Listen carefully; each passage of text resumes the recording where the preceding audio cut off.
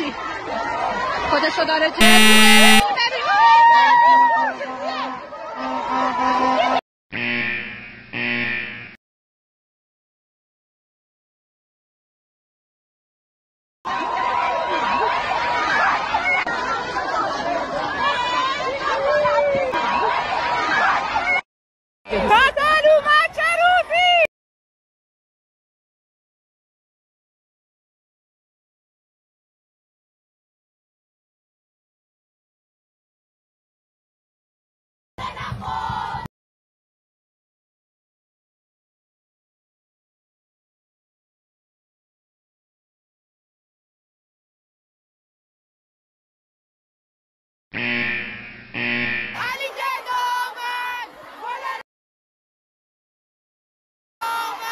بین دو نیمه طرفدار تراکتور داشتن سنگ پرت میکردن.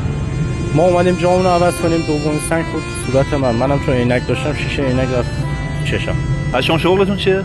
من حراست شرکت. آخ الان شغلتون چه ادامه بدی؟ بعید میدونم.